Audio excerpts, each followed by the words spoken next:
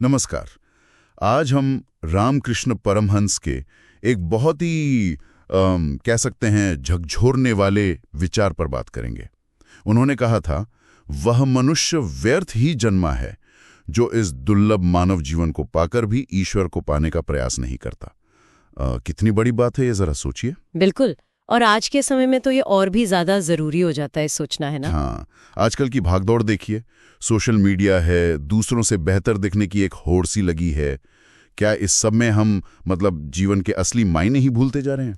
ऐसा लगता तो है, कई बार सब कुछ बाहर ही खोज रहे हैं। इसी से जुड़ा एक किस्सा याद आता है। एक व्यक्ति थे, वो परमहंस जी के पास आए। अच्छा। कहने लगे, महाराज, जीवन में सब कुछ है मेरे पास, पैसा, इज्जत, परिवार, फिर भी अंदर एक अजीब सा खालीपन है, चैन नहीं मिलता। ये बहुत लोगों के साथ होता है। तो परमहंस जी बस मुस्कुरा दिए, बोले, अरे भाई, खजाना तो तुम्हारे अपने ही घर के अंदर वाले कमरे में बंद पड़ा है। अंदर वाले कमरे में? हाँ, बस तुमने कभी उसका दरवाजा खोलने की कोशिश ही नहीं की। तो आज इसी पर बात करते हैं, ये अंदर का खजाना क्या है।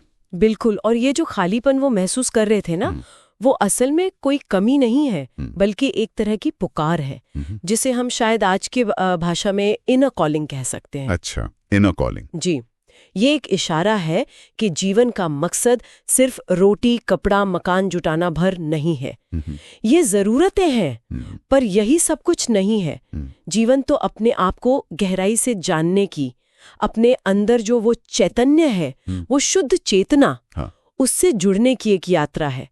हम सब उसी से तो बने हैं। इसे आप यूं समझिए जैसे दिन भर आपने बहुत मेहनत की, बहुत काम किया जी, लेकिन रात को अगर गहरी नींद ना आए तो सुबह उठ के कैसा लगता है? अरे बिल्कुल थका हुआ, जैसे सारी मेहनत बेकार गई। बिल्कुल ठीक वैसे ही अगर जीवन की इस भाग दौड़ में हमने वो आत्मिक शांति, अपने उस गहरे स्वरूप का अनुभव नहीं किया, तो फिर ये बाहरी सफलताएं भी कुछ समय बाद अधूरी और खोखली सी लगने लगती हैं। सही कहा। और रामकृष्ण जी कहते थे कि उस परम तत्व को, ईश्वर को अनुभव करने के लिए कोई बहुत जटिल काम नहीं करना है, बस मन को बच्चे जैसा बनाना है। बच्चे जैसा मतलब बिल्कुल सरल, निष्कपट, जिसमें न कोई चालाकी हो, न भविष्य का डर, न कोई पुरानी शिकायतें, एकदम साफ।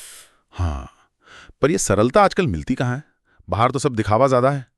मुझे वो बगुले वाली कहानी याद आ गई आपकी बात सुनकर। हाँ, बताइए ना। वो जो तालाब किनारे बगुला एक टांग पे खड़ा होकर ऐसा ध्यान लगाता था जैसे कितना बड़ा साधु हो जी। और मछलियां सोचती कि ये तो संत है, कोई खतरा नहीं, पास आती हैं और वो उन्हें झपट लेता। बिल्कुल, बाहर से ध्यान का नाटक, अंदर शिकार की वृत्ति। हाँ, तो रामकृष्ण इसी से समझाते थे कि ये बाहरी धार्मिक आडंबर और सच्ची अंदर की खोज, इसमें जमीन आसमान का फर्क है। ये बगुले वाला उदाहरण एकदम सटीक है, क्योंकि सच्ची साधना, या जिसे हम अध्यात्म कहते हैं, वो इस दिखावे के बिल्कुल उलट है। ये कोई बाहरी क्रिया या कर्मकांड उतना नहीं है जितना एक अंदर की प्रक्रिया है। अंदर की प्रक्रिया कैसे?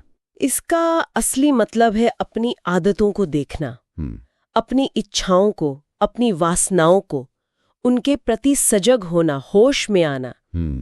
जिसे परमहंस जी मन को साधना कहते थे, उसे आज की मनोविज्ञान की भाषा में हम इनर कॉग्निटिव रीवायरिंग कह सकते हैं। इनर कॉग्निटिव रीवायरिंग, ये क्या है, थोड़ा और बताएंगी?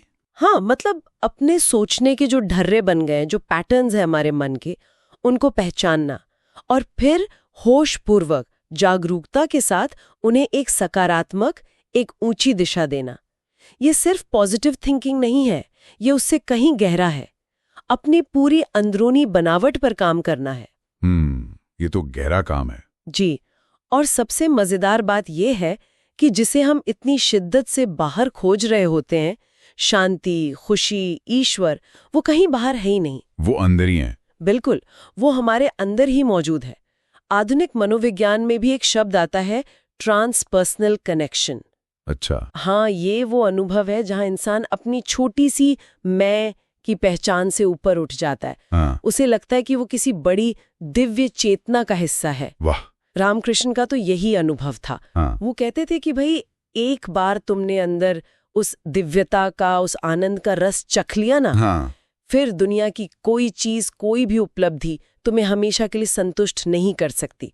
वो बाहर की चीजें फिर फीकी लगने लगती हैं, वो अधूरापन चला जाता है। ये बहुत बड़ी बात है। तो यहाँ सवाल ही उठता है कि हम में से कितने लोग सच में इस अंदर की यात्रा के लिए तैयार हैं? क्या हम ये मानने को राजी हैं कि इंसान की जिंदगी का मकसद सिर्फ पैदा होना, खाना कमाना, बच्चे पालना और एक दिन मर जाना, बस इतना ही नहीं है? कुछ और भी है शायद। यही तो सवाल है। परमहंस जी का एक और बहुत प्यारा कथन है। वो कहते थे, अगर कोई व्यक्ति सच्चे दिल से ईश्वर को पाना चाहे तो ईश्वर भी उसे पाने के लिए उतने ही व्याकुल हो उठते हैं। क्या बात है। मतलब ये दो तरफा है। हाँ बिल्कुल, हमारी थोड़ी सी कोशिश और उधर से भरपूर कृपा। सही कहा। और देखिए, जीवन में कभी कभी जो एक बेचैनी सी उठती है ना अंदर, हाँ होती है, या एक सवाल आता है कि ये सब क्यों है, मैं यहाँ क्यों हूँ, इस सब का आखिर मतलब क्या है। हाँ ये सवाल तो परेशान करते हैं कभी कभी। तो इनसे घबराना नहीं चाहिए। हो सकता है ये कोई समस्या न हो, बल्कि आपकी आध्यात्मिक यात्रा का पहला कदम हो। अच्छा। हाँ, शायद ये अंदर से आती वही पुकार है, ईश्वर की तरफ से एक इशारा कि भाई अब अंदर मुड़ो। रामकृष्ण के शब्द याद रखिए, ये मानव जीवन बहुत दुर्लभ है। सच में। इसे व्यर्थ मत जाने दीजिए। चेतने का, जागने का यही समय है। अब भी देर नहीं हुई है।